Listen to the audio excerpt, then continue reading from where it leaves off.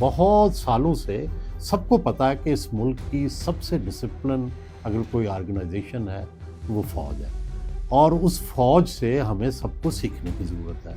لیکن اگرچہ martial law بھی لگے، فوج کو بھی بڑا لمبا موقع ملا، لیکن وہ معاشرے کے باقی طبقات کو نہ بیوروکریسی کے اندر وہ تبدیلیاں لا سکی، نہ وہ اس پارلیمنٹ کے اندر اس طرح کی تبدیلیاں لا سکی جس طرح کی فوج کے اندر ڈسپلن ہے، فوج کے اندر فائنانشیل ڈسپلن ہے، ہر اچھے اچھے مینیجر ہیں، کس طرح سے وہ اپنی ٹرانسپورٹ چلاتی ہے، کس طرح سے اپنے معاملات چلاتی ہے، وہ سویلینز تک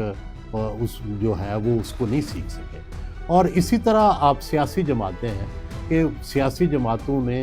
کس طرح سے ملک کو تبدیل کرنا ہے، کس طرح سے وہ تھنک ٹینک بنائے، کس طرح سے وہ پہلے پالیسیوں کی تیاری کریں، یہ بالکل نہیں ہے۔ اور جبکہ فوج کے اندر یہ نظام موجود ہے کہ کوئی بھی انہوں نے فیصلہ یہ کرنا ہوتا ہے تو اس کے لیے پہلے پیپرز لکھے جاتے ہیں، ان پر ڈسکشن ہوتی ہے،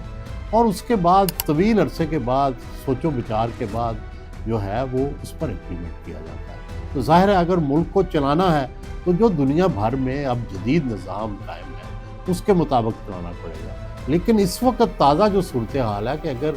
ریاست ایک چھت ہے تو اس کا ایک ستون تو اتنا مضبوط ہو گیا اور باقی بہت ہی کمزور ہیں، تو وہ پھر چھت جو ہے وہ زیادہ دیر مستحکم نہیں رہے گی۔ یہ زیادہ مضبوطی مقتدرہ کی تو ہو گئی تو باقیوں کی کون کرے گا؟ میرا خیال ہے کہ یہ بھی مقتدرہ کو اس طرف کی توجہ دینی چاہیے کہ کس طرح سے باقی ستون بھی اتنے مضبوط ہوں کہ وہ چھت کا اور ریاست کا وزن جو ہے وہ سہار سکے۔